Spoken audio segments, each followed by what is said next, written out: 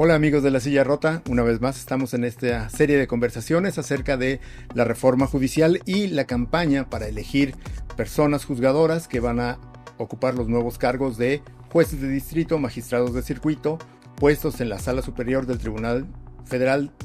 Tribunal Electoral del Poder Judicial de la Federación y los nueve ministros de la Suprema Corte de Justicia de la Nación. En esta ocasión está con nosotros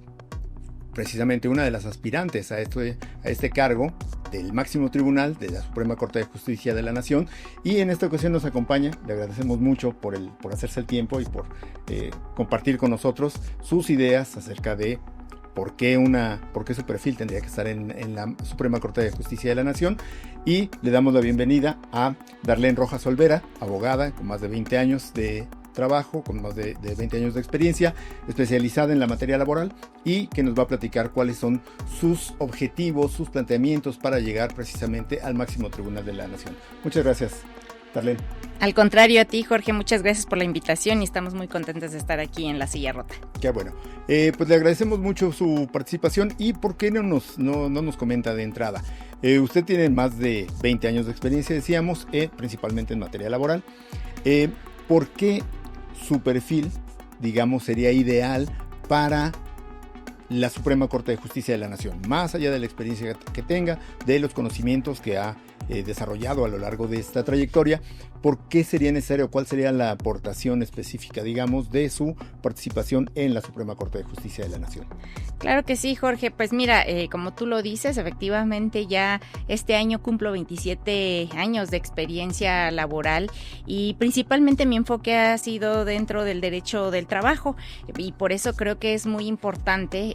el que mi perfil pudiera estar como parte integrante de la Suprema Corte de Justicia de la Nación, porque pues hace muchos años no ha habido un perfil dentro de la Suprema Corte de Justicia que tenga este enfoque desde el punto de vista del derecho social. Yo creo que el derecho del trabajo realmente es justicia cotidiana por el que transitan prácticamente todas las personas que llegan a tener un conflicto relacionado con su actividad laboral, y que esto pues permite finalmente, como lo establece nuestra propia Constitución, tener también parte de una vida digna, ¿no? Y en razón de eso creo que los criterios que en la última década que se ha tomado, particularmente en la Corte, pues no ha tenido este enfoque. Te pongo un solo ejemplo que además pues es muy polémico, por así decirlo, pero que al final creo que es relevante, sobre todo para la vida de todas las personas, de todas las mexicanas, mexicanos, en términos de, se tomó la determinación que para efectos particularmente de la cuantificación de las pensiones, se iban a cuantificar por UMAS, ¿no? Si bien en su momento se tomó una determinación particularmente respecto al salario mínimo para poder llevar a cabo los incrementos que hoy estamos hablando, que prácticamente a lo largo de 7 años hemos tenido un incremento del 120% al salario mínimo, y que por eso precisamente se desligó de muchas leyes planteando que las sanciones que referían en su momento las leyes al salario mínimo se refirieran a UMAS, pero eso tenía que ver precisamente con desligar particularmente el tema de las sanciones que se imponían en las leyes. Esto no implicaba que para los efectos de una cuantificación de una pensión, cuando las personas trabajadoras en el momento que están cotizando precisamente ante el Seguro Social es en salarios mínimos, ¿cómo es posible que el criterio que se tomara fuera que la cuantificación se iba a llevar a cabo por UMAS? Entonces, digo, como ese ejemplo, hay muchos más todavía que yo te pudiera decir, y que creo que por eso es tan importante el que un perfil de una persona como la mía pudiera estar en la Suprema Corte de Justicia para abonar específicamente en esta parte que tiene que ver con el derecho social, y pues no solamente en el aspecto de las personas trabajadoras, sino pues también lo que tiene que ver particularmente con grupos vulnerables. Desde esa posición en la Suprema Corte, ¿es posible empujar de alguna manera para terminar con el rezago en los tribunales del trabajo, ya sea a nivel federal, a nivel local? Sí, así es. Digo, al final, pues recordemos que si bien el trabajo fundamental de la Suprema Corte de Justicia tiene que ver con resolver las controversias constitucionales y particularmente la garantía del ejercicio de los derechos humanos, también es la cabeza fundamental del Poder Judicial de la Federación, y ante esta situación pues también marca líneas específicas laborales, y eso va precisamente por establecer lineamientos para la agilización de los propios procedimientos, para establecimiento particular particularmente, si bien se tiene un Consejo de la Judicatura, pero también hoy tenemos tantas alternativas de implementación tecnológica que pueden coadyuvar en el proceso de la agilización de los procedimientos, que al final pues está demostrado. Hoy vemos incursionando pues no solamente en la industria, particularmente en el tema de impartición de justicia. Ya tenemos algunos tribunales en otros países del mundo que están utilizando la tecnología. Yo misma, en mi experiencia laboral al frente de la Junta Local de Conciliación y Arbitraje, utilizamos precisamente la tecnología para agilizar, en este caso, los procesos de atención de los juicios, que se ingresaran las demandas de manera electrónica, el que se tuviese un seguimiento del expediente electrónico particularmente, y por ejemplo el tema simplemente de los exhortos, ¿no? Que es un tema a lo mejor que pudiera sonar tan sencillo, particularmente en el tema de los exhortos, nos tardamos prácticamente un promedio a veces hasta de un año en poder llevar a cabo la diligenciación de estos exhortos, y utilizamos la tecnología, firmamos particularmente un convenio con Secretaría de Hacienda y Crédito Público para el tema de la utilización de la firma electrónica, y con esto pudimos reducir prácticamente a menos de un mes la diligenciación de estos exhortos. Entonces,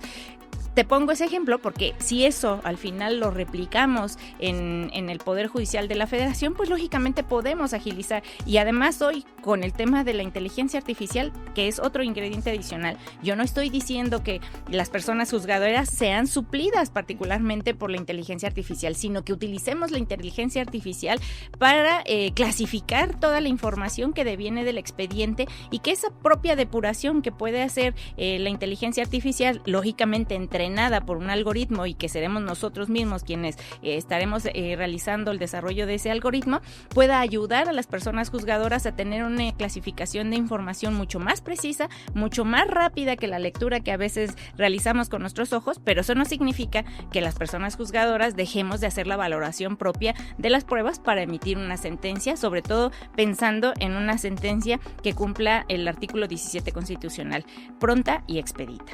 Claro. En esta campaña nos estamos encontrando en una situación pues no solo inédita, sino muy poco que no aparecía en los escenarios. Esto es, que una persona dedicada a impartir justicia esté solicitando el voto y esté solicitando la identificación con un grupo o con una persona en particular. En este caso, creo que no es su ejemplo, que no está recurriendo a un eslogan o a una frase pegajosa que la identifique entre los electores. Pero, ¿usted a quién estaría apelando directamente? A los... Pues particularmente a las personas trabajadoras. Creo que la vivencia que a mí me dejó estar transitando, sobre todo estos últimos años, desde la Junta Local, en su momento también en la implementación, en la unidad de implementación de la reforma laboral, y después también como coordinadora de registro de contratos colectivos en el Centro Federal, me permitió tener también esta sensibilidad por la que transitan y la problemática que tienen no solamente las personas trabajadoras, las organizaciones sindicales y también las propias personas empleadoras. Entonces yo estaría apelando particularmente y buscando el voto de estas personas, de las personas trabajadoras, de las organizaciones sindicales, de las personas empleadoras, sobre todo basado en que si yo llego a estar en la Corte tendré esta sensibilidad particularmente en términos de derecho de trabajo, y que todos los asuntos que lleguen se le pueda dar la prioridad y el enfoque de derecho social para la determinación de estos asuntos. Bien, gracias, Darlene Rojas. En estos días de campaña que teníamos apenas, ¿cuáles son los retos, los desafíos a los que más se ha enfrentado? Platicábamos un poco antes de comenzar la conversación acerca de el problema que representa hacer un recorrido por los 32 estados del país. ¿Cómo diseñó su campaña? ¿Cómo pensó en alcanzar a la mayor cantidad posible de potenciales electores? Pues mira, principalmente tengo dos enfoques que tiene que ver, uno con los estados que tienen el mayor número de personas votantes, ¿no? Ese es uno de los primeros aspectos que analicé para poder realizar las visitas y la presencia física en estos estados, pero además también considerando también aquellos estados que representan el mayor porcentaje de pobreza en México. ¿Por qué? Porque al final creo que también no debemos de olvidar, y creo que es parte fundamental de esta reforma reforma constitucional, que hoy se está pensando en que exista una justicia para todos y para todas, no necesariamente para un grupo de élite, y entonces pensando en eso es, sí, si bien a lo mejor tenemos un enfoque particularmente, porque pues esto se trata particularmente de buscar convencer a la mayoría de la población para que vote por uno y que eso le permita a uno llegar a la Suprema Corte de Justicia de la Nación, también no debemos de perder el enfoque de que estos grupos que se encuentran en los estados con mayor rezago, sobre todo que tiene que ver precisamente con la pobreza, también deben de ser atendidos y sobre todo escucharlos para ver cuáles son las problemáticas que ellos enfrentan día a día, particularmente con el tema de justicia. Bien, ¿qué tan tiene unos días que comenzó la campaña? ¿Qué tan demandante ha sido? Pues ha sido muy demandante, honestamente en estos, pues tenemos 60 días, hoy estamos prácticamente ya 53 días en retroceso del arranque de campaña, y bueno, pues el primer reto que nos estamos enfrentando pues son realmente los tiempos, ¿no? Si nosotros poniéndonos en una realidad quisiéramos recorrer todo el país y sobre todo todos los municipios, simplemente el día de ayer estuve en el estado de Oaxaca y solamente me permitió estar en la capital y abarqué prácticamente todo el día. Hay municipios, sobre todo en el caso, estamos hablando de un estado que tiene más de 500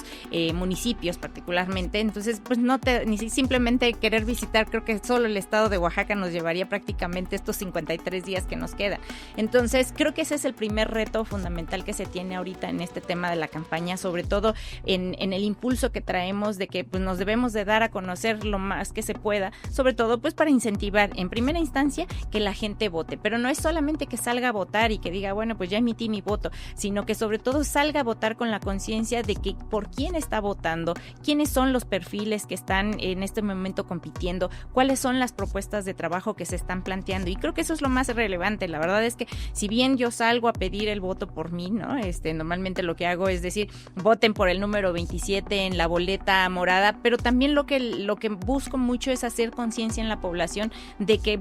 vean en las páginas tanto de los institutos electorales, porque recordemos que paralelamente en varios estados vamos a tener elecciones para los integrantes de los tribunales superiores de justicia, pero además esta que es la competencia en la que yo voy, una elección del Poder Judicial de la Federación, en donde pues yo por mí estarían votando prácticamente en todo el país. Entonces en esa conciencia lo que hago es incentivar que la gente también investigue cuáles son los perfiles de las otras candidatas, por ejemplo en mi caso que van como ministras, cuáles son los perfiles que también en este momento se tienen, particularmente que van como candidatos a ministros, para que la gente llegue con una conciencia clara de por quién va a votar. Yo he insistido mucho, sobre todo porque hoy está en las manos de la ciudadanía el determinar quiénes serán los integrantes de los poderes judiciales. Correcto. ¿Qué es lo que se ha encontrado, Darlene, en estas? Pues mira, encontramos todas las problemáticas,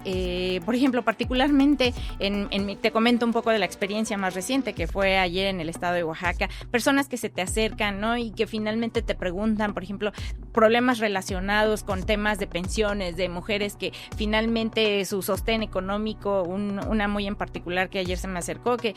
lo que comentaba era que su hijo fallece en un accidente de trabajo, y esto prácticamente tiene casi 5 años en el que sufrió esta pérdida la señora, y que hasta el día de hoy no le han podido resolver del tema, por ejemplo, de pensión, ¿no? Que ha ido y venido y el abogado le dice una cosa. Entonces, ahí es donde te das cuenta que al final la gente está tan necesitada sobre todo de tener una justicia real, de una justicia pronta, ¿no? Donde les puedan resolver. Si estamos hablando de una persona adulta mayor en donde pues su sostén económico perdió la vida, y que hoy ella tenga que estar buscando cómo sobrevivir porque no tiene recursos económicos, y que la institución para la cual trabajó, en particular el hijo, y que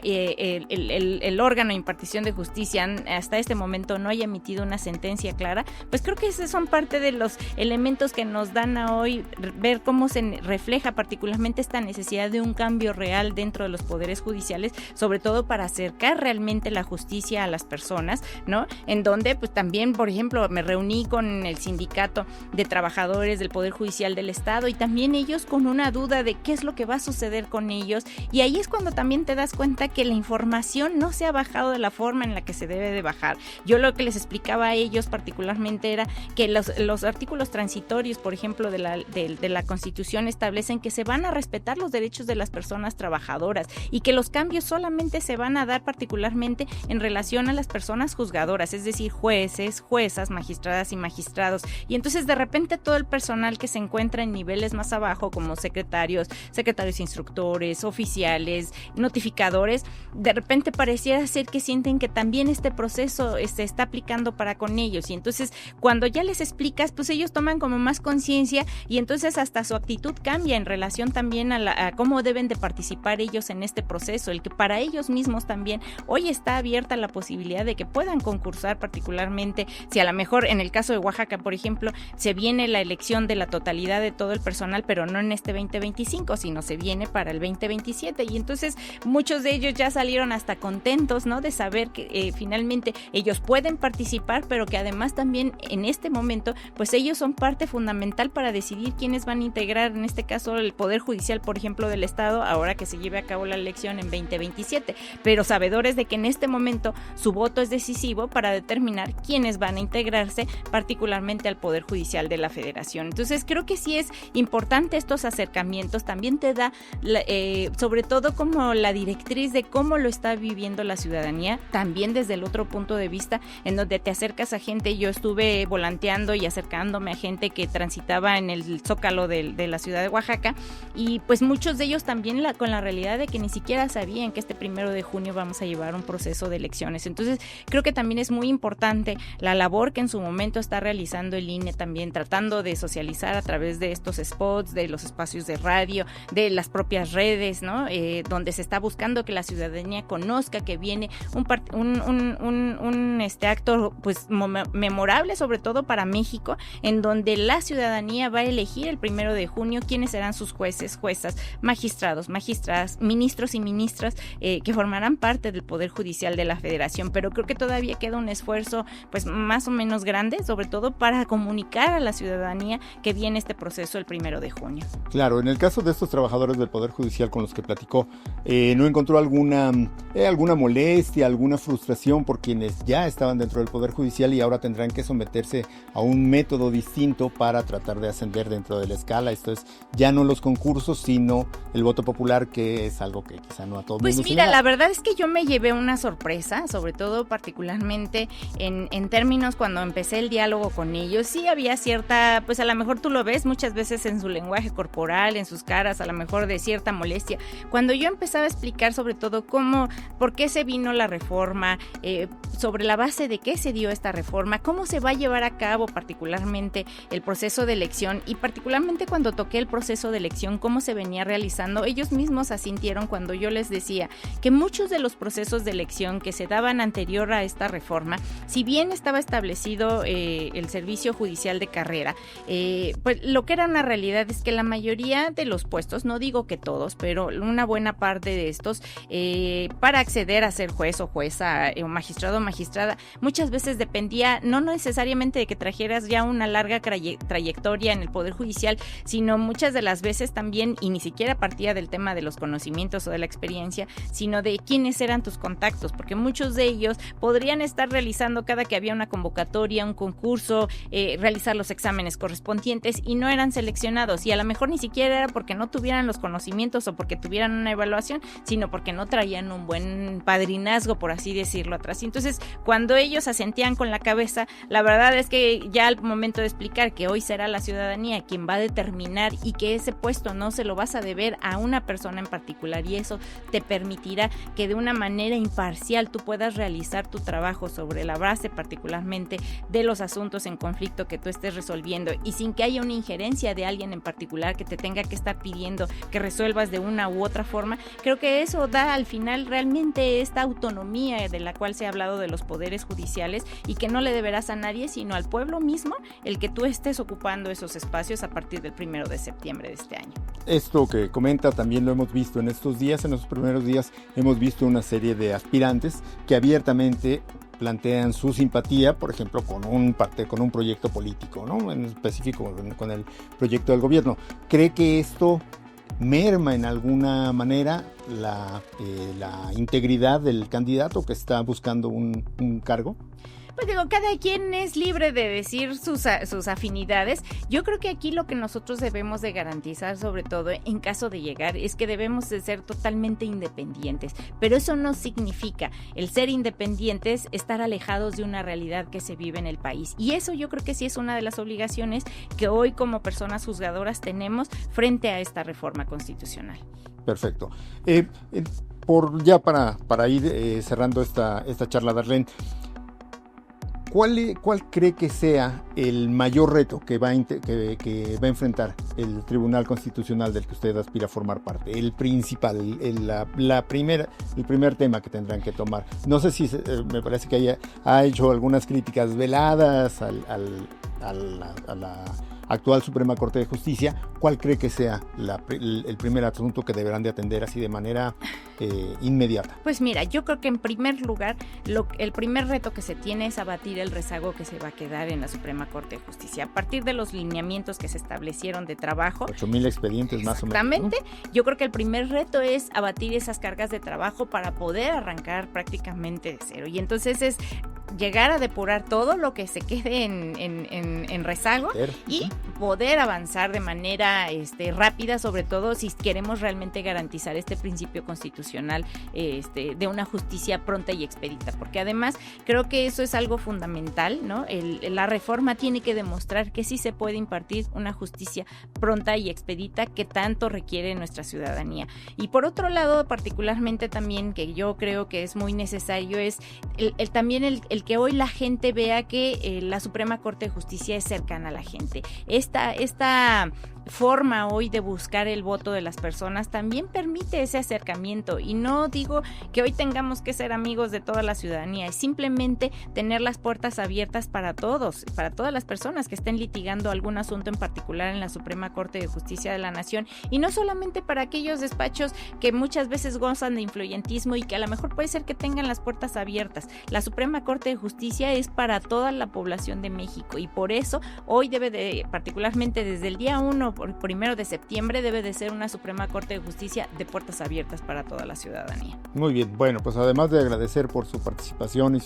la disposición para venir por acá, nos gustaría, Darlene, que nos dé un último mensaje, digamos, un último mensaje, o quizá el mensaje de por qué usted es la candidata ideal que debe de tener un puesto en la Suprema Corte de Justicia de la Nación. Claro que sí, Jorge. Yo creo que mi mensaje principal va a ser para la ciudadanía. Uno es que asumamos este compromiso que tenemos hoy con nuestro país, el que hoy vamos a escribir un nuevo capítulo en la historia de México, y si ustedes me dan el beneficio de contar con su voto por el número 27 en la boleta morada, cuenten con que tienen un compromiso mío con la ciudadanía de tener una Suprema Corte de Justicia con las puertas abiertas, pero sobre todo de realzar todos los asuntos que devengan particularmente de las personas trabajadoras, y que se buscará la garantía de los derechos humanos.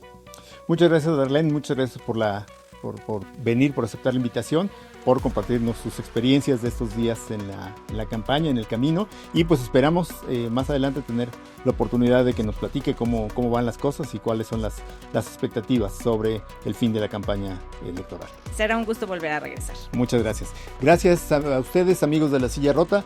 por habernos acompañado en este ejercicio, y los invitamos para las siguientes emisiones de las conversaciones, de las charlas con La Silla Rota, que semanalmente tenemos en este sitio, en el que hablamos de los asuntos, de los temas públicos que le interesan a la ciudadanía. Gracias por su participación, los esperamos para la próxima.